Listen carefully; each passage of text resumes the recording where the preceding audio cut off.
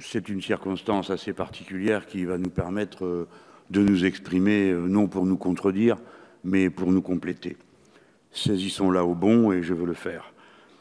Toutes les occasions pour les Français de parler de la mer et de son importance dans la vie de la patrie sont à saisir. On a dit l'importance que le territoire maritime avait pour les Français. On a évoqué le fait que nous étions le deuxième territoire maritime du monde et je m'amuse à constater que si on fait la part de la France immergée et de la France émergée, eh bien, nous sommes un territoire plus grand que la Chine elle-même. Mais ce n'est pas que pour cette raison, ni parce que notre territoire maritime s'est encore accru de 10%. C'était le territoire national, s'est accru de 10%. C'est une première dans l'histoire, sans qu'un coup de fusil ait été tiré, par l'identification des continents, la continuité des plateaux continentaux. Je crois qu'on n'en a pas fini avec ce processus. Il faut le suivre avec sérieux et l'accompagner avec sérieux. Je suis sûr que les autorités françaises, quelles qu'elles soient, en prennent soin. Mais ce n'est pas seulement pour ça. C'est parce que si nous sommes si puissants, alors nous sommes responsables, et nous sommes la France. La mer contient 75 fois l'énergie dont nous avons besoin à terre. La mer est moins connue que l'est la surface de la Lune. N'est-ce pas incroyable? La mer contient une quantité infinie de variétés d'espèces, dont 85% sont inconnues, alors même qu'il y a là une sorte de trésor pour la connaissance humaine qui pourrait pourvoir à répondre à tant de défis intellectuels et scientifiques qui sont posés à l'humanité. Mais pourtant, nous les Français, c'est notre histoire longue, nous avons longtemps, et pour ainsi dire quasi tout le temps, méconnu l'importance de la mer pour nous. Déjà, Richelieu disait que les larmes de la France avaient souvent un goût salé, celui de l'eau de mer, mal comprise par eux. Je crains qu'il en aille de même encore aujourd'hui, je le regrette. Mais il n'y a pas que nous. Le rôle des océans dans la régulation thermique a été un peu l'absent de la COP 21. Le rôle des océans dans la conservation de la biodiversité reste l'absent des réflexions scientifiques internationales, alors même que maint indicateurs nous permettent de savoir que nous sommes peut-être entrés dans la 6e extinction massive de la biodiversité. Enfin, le rôle des océans et des mers dans la transition écologique est mal compris. Alors que si nous prenons soin de la mer pour en tirer et lui demander ce dont nous avons besoin, et si nous le faisons enfin avec les méthodes qui doivent être celles de la recherche de l'harmonie dans les rapports des êtres humains avec la nature, tirant tous les enseignements de ce que notre temps nous a appris, alors nous aurons soin de la terre. En quelque sorte, l'aval commandera l'amont. C'est pourquoi c'est un si grand enjeu pour nous tous. La mer, en quelque sorte, est la deuxième chance de la civilisation humaine au moment où les signes sont innombrables qui nous montrent qu'elle roule à la catastrophe. Je voulais le dire parce que, bien sûr, nous traitons d'une convention sur la haute mer. Je en parlerai dans un instant. On ne doit pas s'arrêter à ça. Mais notre responsabilité doit être évoquée dans tous ses aspects. Alors, le texte de cette convention nous amène à réfléchir.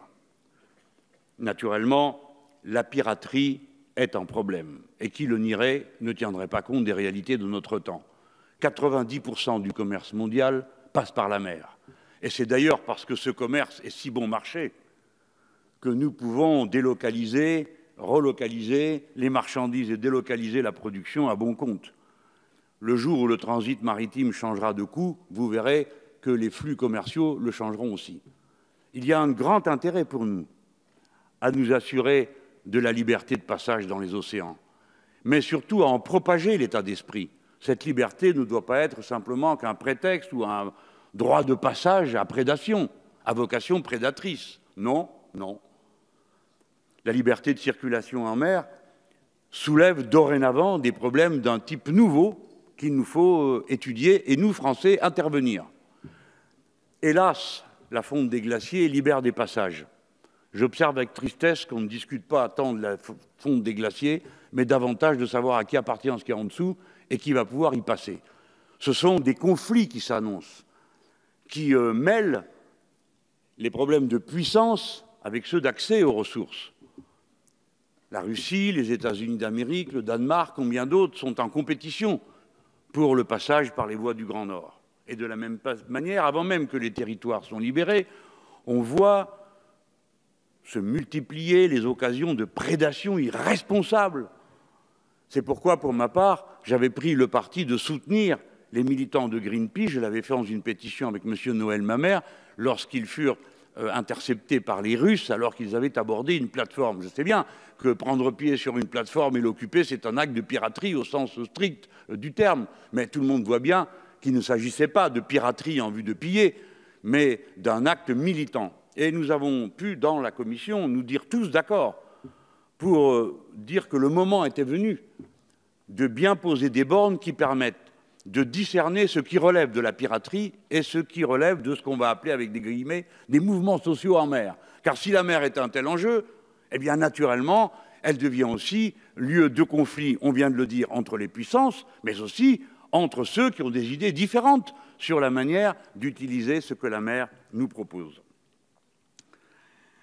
Je veux donc dire que si on doit veiller à lutter contre la piraterie, il faut le faire avec les moyens d'État. Monsieur le ministre, je vous dis, je désapprouve absolument la décision prise par M. Ayrault d'autoriser les milices sur les bateaux de passage. C'est à la Marine nationale d'assurer la protection des navires français et des voies de passage par le territoire maritime français.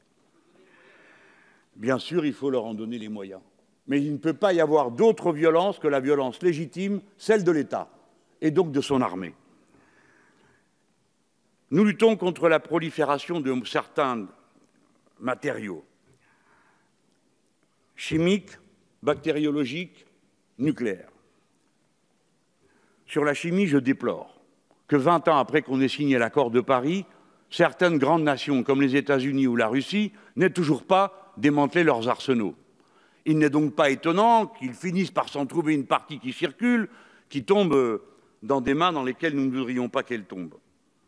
De la même manière, il n'est pas acceptable, à propos des déchets nucléaires, qu'on continue à autoriser ou à pratiquer le déversement en mer de déchets qui ont à voir avec la pollution de la radioactivité.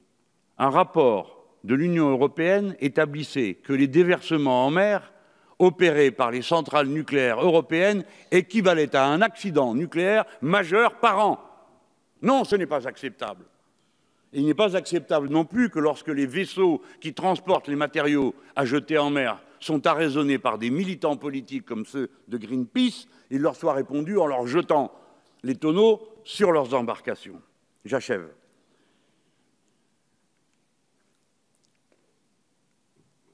Nous traitons des grands fonds et du grand large. La France doit agir avec la plus grande fermeté pour que s'ouvre une discussion à propos des droits juridiques applicables à ces espaces. Aujourd'hui, c'est la res nullus, ou presque.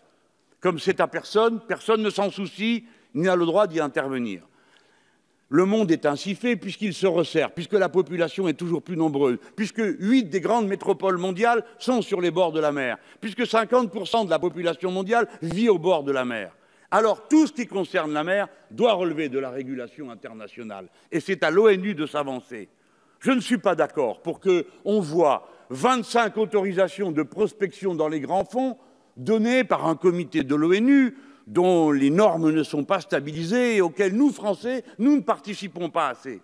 L'exploitation des grands fonds ne doit pas être abandonnée à la logique du Far West. La loi, la régulation internationale, l'ONU doivent intervenir. Voilà, Monsieur le Ministre, mes chers collègues, les enjeux que je voulais placer. J'ai proposé que notre commission des relations internationales crée une mission ou un rapport. Ma foi, je ne pensais pas qu'on m'en trouverait indigne. Pourtant, je note que nous n'avons qu'un rapport sur 103. Eh bien, peu importe qui mènera ce rapport. Je pense que la représentation nationale doit se saisir de la question des grands fonds, car c'est dans les grands fonds aussi que commence le respect du territoire national des Français et de leur espace maritime. Merci. Merci, Monsieur Mélenchon.